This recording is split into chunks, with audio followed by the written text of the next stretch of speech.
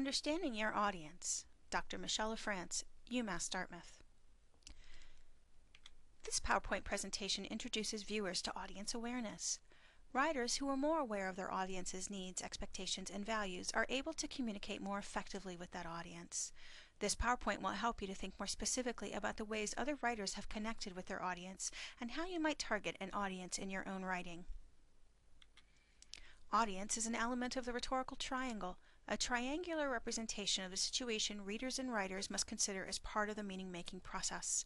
A writer's audience is the group of readers, however large or small, whose opinions, actions, values, and/or thinking the writer hopes to influence or change via an act of communication. Some people have said, for instance, that effective writing is about putting your words into other people's heads. In terms of audience, we might rephrase this by thinking about how you can connect with your readers. In what ways and how will you try to persuade, move, or inform them? Chances are you already have some familiarity with differences in audience because you already know the sorts of text that you like to read. Think about the different sorts of text in these journals, for instance. If you're not an avid reader of Ms. Magazine, why not? And chances are, Ranger Rick Magazine was more your speed when you were a member of its target demographic, 7 to 11 years old. Thinking about your audience can help you to choose an approach such as the genre, style, form, or medium of your message, to choose appropriate language, word choice, tone, and style, to think about the sorts of evidence your audience will find most convincing, a personal anecdote, research, or types of sources, and to choose the length, depth, or other organizing features in your written response. As you are writing any piece, it helps to have a few questions like these at hand to help you think more specifically about the features of your ideal audience so that you may shape your writing in ways that resonate positively with your readers. It is particularly important to be thinking about what your audience already does or does not know about your topic, the tone, approach, and types of evidence your audience will find most compelling, and the response that you wish to evoke. Particularly if you wish to suggest that audience members change their minds or behaviors, you want to be very thoughtful in your approach to those readers, just as you would if you were speaking to those readers in person. Think, for instance, about who your readers may be. Are they your age? Younger or older, male or female, married, single? Do they share your worldview? If so, how? How are your readers the same as you, and how are they different? Let's practice some analysis of an audience with an actual text. Who, for instance, is the ideal audience for this book?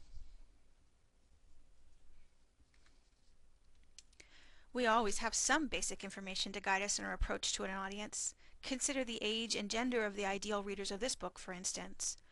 What response, other than buying the book, does the author want from his readers?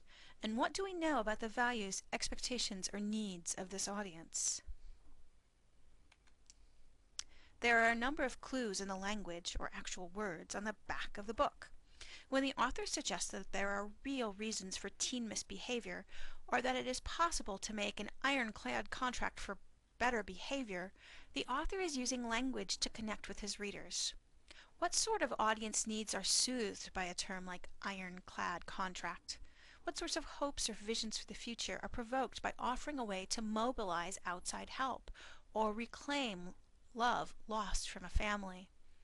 Who would need or want real-life solutions?